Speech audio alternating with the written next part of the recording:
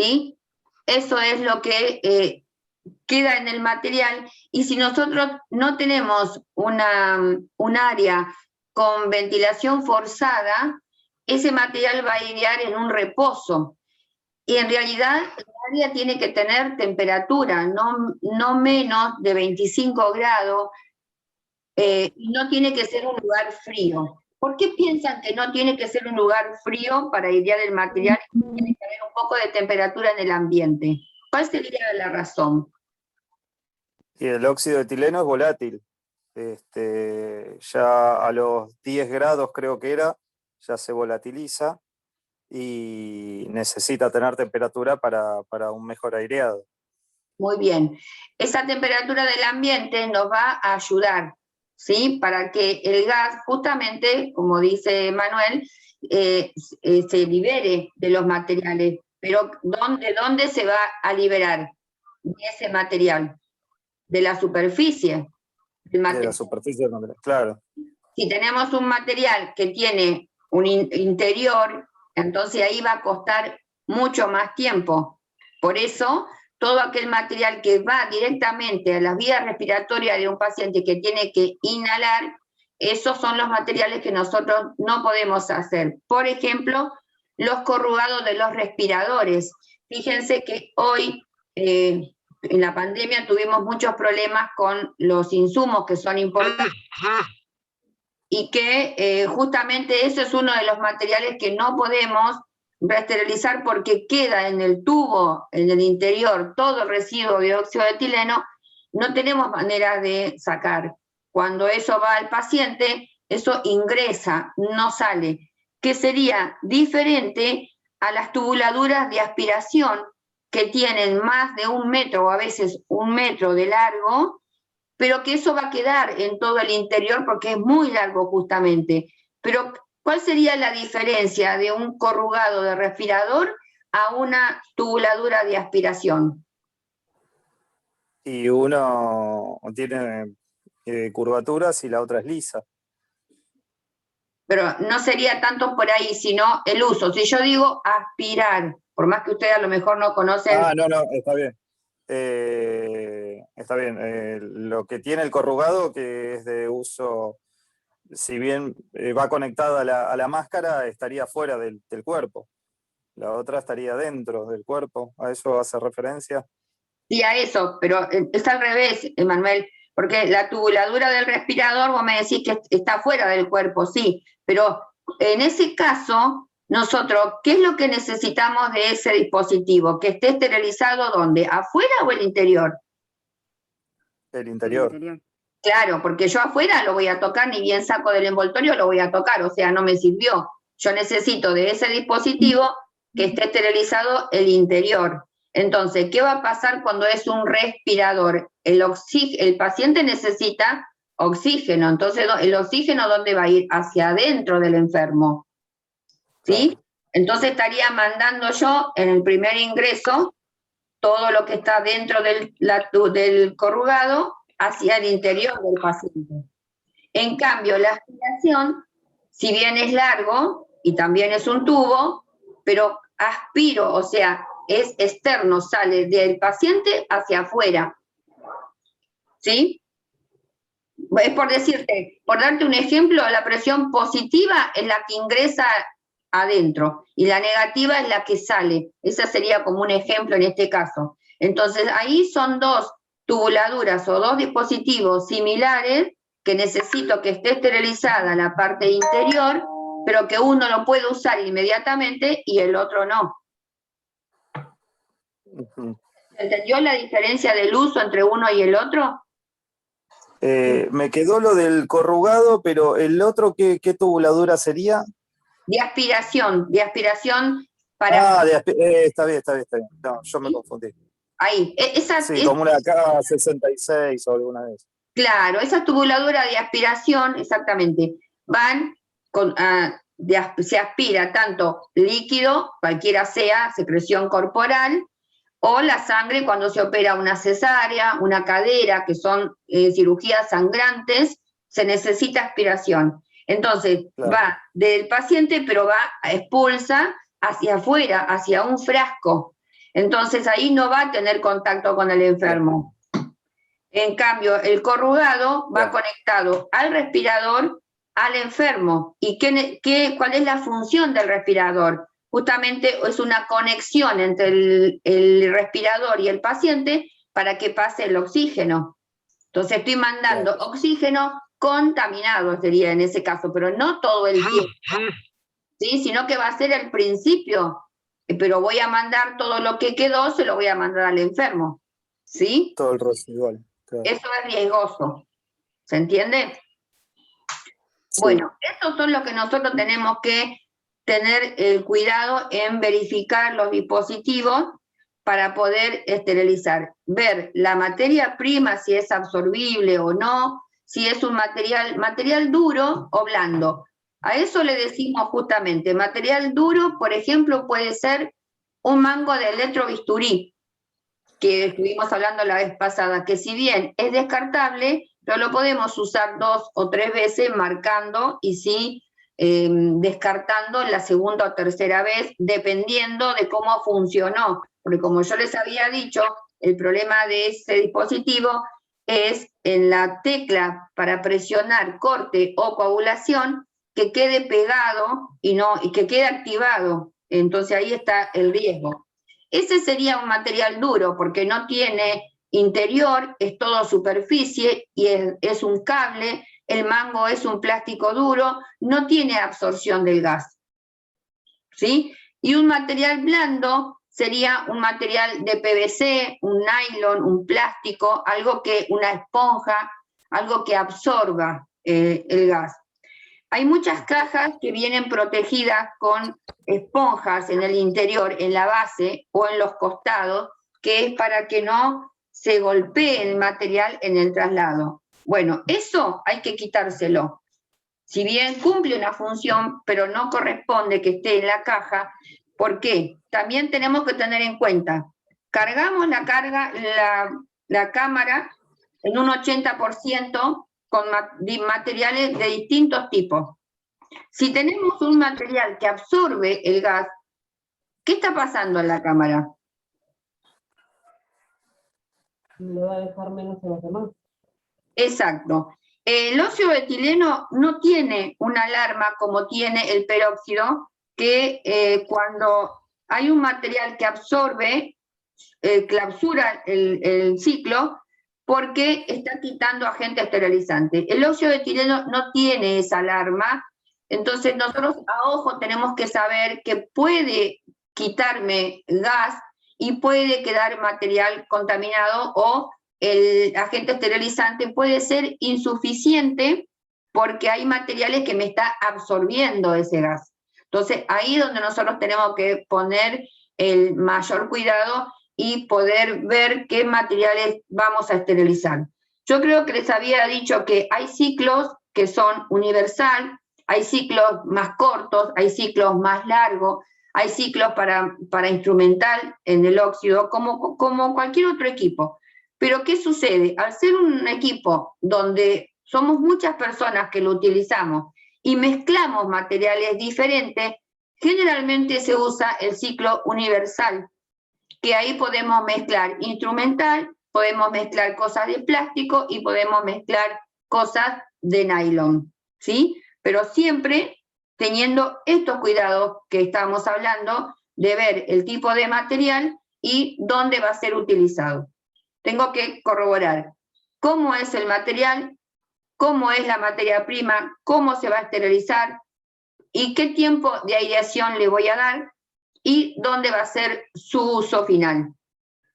Esas son las cosas que tengo que tener en cuenta para poder decir, bueno, este material lo reuso, este no. Otra de las cosas es ver la parte económica, o sea, costo-beneficio. Si hay un material que a mí me va a dar mucho trabajo hacer todo este proceso y encima voy a tener un final de la cual no es satisfactorio, o sea, tengo que esperar demasiados días para ser utilizado y en el mientras tanto tengo que usar nuevo, entonces no lo utilizo. Ejemplo, las jeringas de Bonneau.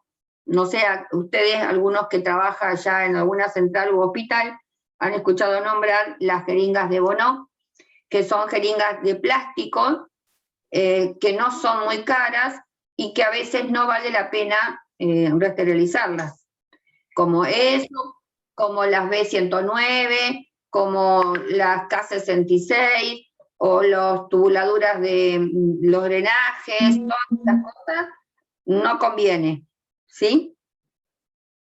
¿Se entendió hasta acá, más o menos? Se entendió. Y le quería hacer una consulta. ¿De qué depende, perdón, los reusos? En el caso de una pinza de láparo, por ejemplo, alguna Kosher o alguna de esas. Bueno. Porque, o sea, sé que en ciertos lugares se reutiliza hasta 3 veces y en otros incluso más. Sí, las pinzas del áparo, de la laparoscopía, todos son de un solo uso. Y en cada cirugía, creo que habíamos hablado de esto, las mutuales deben proveer al paciente esas pinzas. ¿Qué pasa? Son pinzas importadas, son caras y no todas las mutuales reconocen. Si bien es cierto que son descartables, y que tenemos que usar 3 veces y no más, pero también ahí nosotros podemos ver, una pinza se ve muy bien a simple vista y solamente tiene la función de abrir y cerrar, o una tijera de cortar, o una pinza para tomar biopsia. Eso abre, cierra, corta, no abre, no cierra, o corta o no corta. No hay mucho para ver y lo ves a simple vista, y tampoco es algo que lo tenés que desarmar y armar para lavar y para esterilizar. Y por otro lado, se considera un material duro, porque es un plástico duro que no tiene absorción de gas. Entonces, en ese caso, no sería tanto el riesgo de utilizar, porque no hay inconveniente ni para hacer la descontaminación, ni desinfección, ni esterilización. Ahí, cuando la pinza ya no cerró o se rompió uno de los manguitos, que suele suceder, porque con todo el proceso que tiene de detergente, el desinfectante, la temperatura del agua, la esterilización y el uso, eso se va deteriorando. ¿Qué le pasa a ese material que lo vemos duro y resistente? Se reseca. Y ese resecado que le produce todos estos procesos hace que se quiebre, se parte de una. No es que te va avisando, se partió, se partió. ¿Sí? Entonces, ahí no tenemos inconveniente en poder utilizarlo un poco más de 3 veces, porque teniendo en cuenta que ese es un material que es un beneficio para un paciente, porque muchas veces si no tenemos uno de esos materiales, hay que abrir un paciente para operar de una vesícula o de un apéndice. Entonces, eso sí lo podemos reutilizar todas esas veces que te decía, porque inclusive hay stock de ese material. Y por ser un material de laparoscopía que se puede hacer la desinfección, no hay inconveniente en ese caso. En ese caso que estamos hablando de un material que es externo, que no va a quedar implantado en el paciente, nada de eso. ¿Se entiende, Manuel? Sí, sí, perfectamente. O sea que los reusos recomendados, digamos, sería hasta 3, pero Sí, depende también del mismo material, la resistencia a los exacto. distintos usos que se le hayan dado. Exacto, por Perfecto. eso cuando también dice en el libro, no sé si ustedes leyeron, que cada hospital que reutiliza los materiales se convierte en el fabricante de ese material. Por ende, son responsables de cualquier inconveniente que pueda suceder con un material reusable y que no tenemos la responsabilidad nosotros, por ejemplo, ¿sí? Sí, sí. ¿Eh? Usted lo había dicho hace 2 clases, Claro. eso. Nosotros podemos garantizar que ese material va a estar esterilizado, pero no podemos garantizar que va a funcionar o va a tener la misma función para lo que fue diseñado, porque ya cumplió con su función, que fue la primera vez, ¿sí? Sí. No estamos hablando acá de una pinza Kosher o de una tijera, no estamos hablando de un instrumental de acero inoxidable, o que esos son los materiales que se pueden reutilizar las veces que queremos, porque justamente son materiales reutilizables. Si se corta, nos volvemos a conectar, porque me está avisando que no tenemos tiempo, pero nos conectamos enseguida. Ok. Bueno, estos son los inconvenientes. Y por otro lado, tiene que haber un comité de reuso o un comité de insectología, como les dije, que tienen que ir controlando todo esto. ¿Qué pasa? ¿Qué sucede? Cuando hubo un inconveniente con un material, ahí recién empezamos a decir, bueno, lo usamos 3 veces y lo tiramos. Ha pasado con los mangos de electrobisturí, parecen eternos, pero sucede esto que yo les decía de la tecla, que ha sucedido, que eso se apoya en el paciente o al costado o arriba, queda activada la tecla porque se pegotea por todo el proceso y se quema un paciente. Recién ahí, cuando hubo un paciente quemado, bueno, ahora sí, marcamos 3 veces y lo tiramos. Pero primero, hasta que no sucede algo, es como que seguimos y seguimos reutilizando los materiales, ¿sí? Por ejemplo, las cánulas que se operan los corazones, los bypass aórticos, esas son cánulas que van en la arteria, son cánulas de PVC, son cánulas muy resistentes y de muy buen material.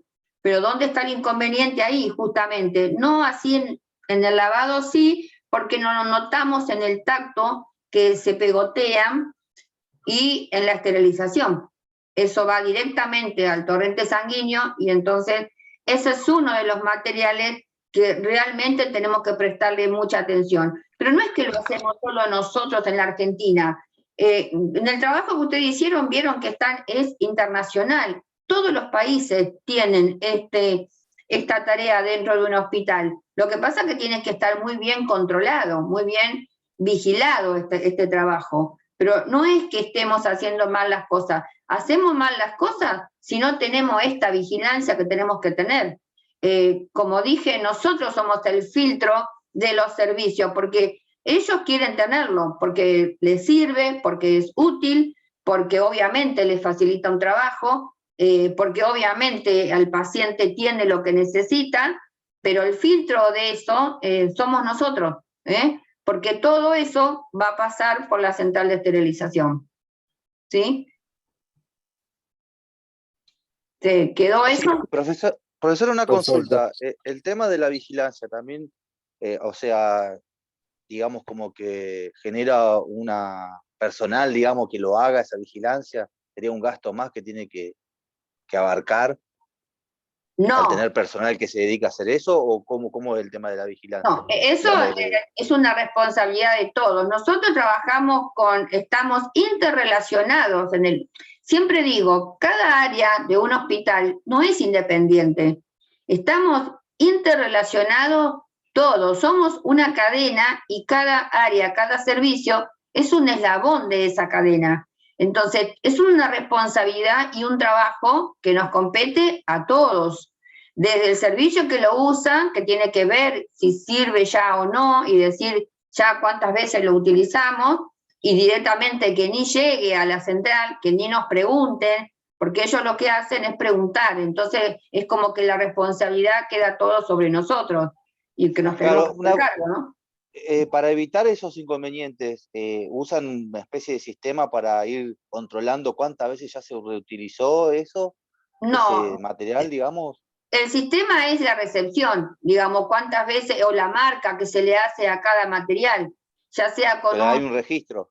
Claro, exacto. Hay lugares que tienen el sistema de computación, que es con los códigos de barra, que ahí se sabe perfectamente cuántas veces ingresó ese material y cuántas veces salió. Ahí sabemos el historial de todo el material. Ahora, si no tenemos ese sistema y tenemos que buscar una manera de poder marcar ese material con algún fibrón indeleble o con algunos colores, buscar la forma de ver cómo lo podemos marcar para que no pase más de 3 veces. Es así. Pero tampoco es algo personal. Por eso siempre digo, nosotros tenemos que tener criterio y ser objetivos para poder explicar y decir las razones de por qué no lo vamos a seguir haciendo. No es decir, ¿por qué no lo haces? ¿Y por qué no? Porque No, explicar las razones, y una razón bien explicada es suficiente, ya está. Se tiene que entender, ¿sí? Perfecto, sí, sí. Bueno, no sé si de este tema les quedó alguna duda. Pasamos un poquito a lo que... Sí, profe, a mí me quedó una duda sobre los biofilms. Dale, biofilm es un tipo de bacterias que justamente lo encontramos y quedan en el interior de los materiales que tienen cavidad. Todo aquel material que tiene cavidad, por ejemplo, esto que decíamos de los corrugados, de las tubuladuras, todo lo que sea interior, ahí queda mojado o queda pequeños restos de materia orgánica que cuando se esteriliza eso, eso hace como una protección a la bacteria y quedan bacterias vivas en el interior que nosotros no lo vemos. Esos son los biofilms. Son tipos de bacterias que quedan en el interior de un material y que, no sé si ustedes han visto los materiales que dicen libre, despirogenado, libre de pirógenos. Bueno, eso es lo que nosotros no podemos garantizar, porque eso solamente puede estar libre de pirógenos un material que viene sin su uso, para usar la primera vez. Después ya no. Entonces, ahí está el inconveniente en estos materiales de reuso, cuando hay materiales con cavidades que no lo vemos encima, porque si es transparente podemos ver, pero si es un material ciego, como por ejemplo los endoscopios, no podemos ver si quedó mojado, si quedó seco, si quedó resto de materia orgánica, y ahí es donde se quedan protegidos los biofilms, que es un tipo de bacterias. Profe, en el caso de la esterilización por rayos gamma, ¿corre la misma regla o ahí sí se podría garantizar? No, eso va a depender, en realidad tiene que ver con la preparación previa a la esterilización. O sea, cuando vamos a empaquetar, por ejemplo, doy un ejemplo que es claro, los laboratorios de los medicamentos. Los laboratorios de medicamentos tienen un área, yo creo que les dije, donde es un área con presión positiva, entran vestidos como si estuviesen ahora para el COVID, con camisolines, con botas, con gorros, barbijos, máscaras, porque la preparación tiene que ser totalmente en lugar aséptico. Después de esa preparación va a la esterilización. Así podemos garantizar, no como estamos haciendo nosotros. Porque también tenemos que tener flujo laminal. El flujo laminal, que es una mesa donde estamos debajo de esa mesa preparando el material, es un flujo donde absorbe y lleva todas las partículas que hay en el ambiente. Porque nosotros, como preparamos así normalmente, no sabemos, porque hay partículas que es invisible a nuestra vista. No tenemos esa área y esa preparación que tienen esos laboratorios. Entonces tiene que ver también con el preparado del material, antes de ser esterilizado. Por eso un material que viene de un solo uso, como por ejemplo las prótesis, tienen que venir directamente de su laboratorio, no lo podemos hacer nosotros porque es algo que va a quedar implantado y que es algo que tiene que estar libre de todo. ¿Sí? Ah, ok. Ok. Bien. Profe, también dentro de los laboratorios pelean mucho con el tema de la humedad ellos. Te digo por experiencia, porque estuve trabajando en uno y ellos, como usted dice, usan el tema de la presión Sí. y también mucho el tema de la humedad. Sí, tiene que haber... Por el tema de las drogas y todo eso. Claro, nosotros también. Si ustedes leyeron cuando vimos Central de Esterilización, la primera clase, con lo que yo les mandé, que en el ambiente de trabajo nuestro tiene que haber de 20 a 22 grados la temperatura, entre 50 y 60% de la humedad en el trabajo nuestro. También para favorecer nuestro bienestar y para no favorecer a ciertas bacterias, porque hay bacterias no, las bacterias viven en condiciones adversas. Algunas las matamos con temperatura y otras no las matamos con nada, como por ejemplo las esporas.